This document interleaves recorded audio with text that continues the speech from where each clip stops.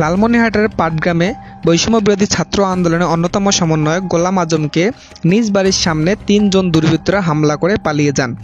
এতে গুরুতর আহত হয় গোলাম আজম। তার পরিবার তাকে দেখা মাত্রই পাটগ্রাম উপজেলা স্বাস্থ্য কমপ্লেক্সে ভর্তি করেন।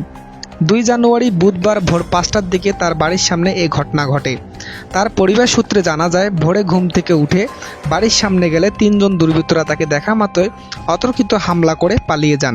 এতে গুরুতর আহত অবস্থায় বাড়ির সামনে পড়ে থাকতে দেখে তার পরিবার দেখা মাত্রই তাকে উপজেলা স্বাস্থ্য কমপ্লেক্সে ভর্তি করান ও পাটগ্রাম থানায় একটি অভিযোগ দায়ের করেছেন। সামাজিক যোগাযোগ মাধ্যমে এই ঘটনার তীব্র নিন্দা জানিয়েছেন পাটগ্রামে বৈষম্য বিরোধী ছাত্র সহ সকল দলের নেতৃবৃন্দরা। তারা প্রতিবাদে বলেছেন, সঠিক তদন্ত করে হামলাকারীকে আইনের আওতায় আনা হোক। এ ঘটনায় ২ জনকে আটক করেছে পুলিশ। গ্রেপ্তারকৃতরা হলেন পৌর ৭ নং ওয়ার্ডের সজীব মিয়া ওরফে টাইগার ও দুদুল মিয়া।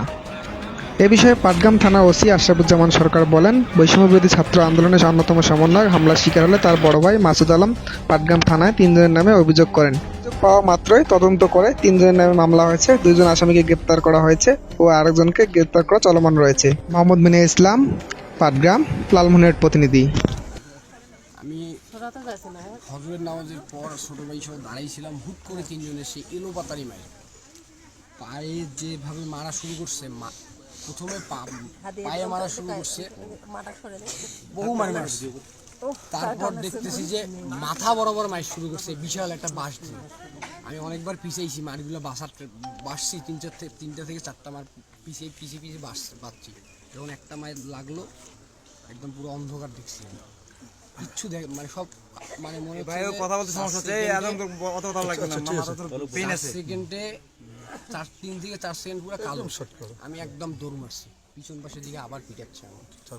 কেন আমার কোশ্চেন হচ্ছে, কেন আমার যদি কোনো অভিযোগ থাকে তাহলে মারতে পারে আমার, কিন্তু মায়ের যথেষ্ট পরিমাণ মারছে ভাই, পা গুলো আমার ফাটিয়ে দিছে, ঠিক আছে। পিছন পাশে মাথায় মারছে, পিছন পাশে দৌড়াইলো কেন, মানে ওই আবার মানে যতক্ষণ না মরি যাবো ততক্ষণ চিন্তা করছে।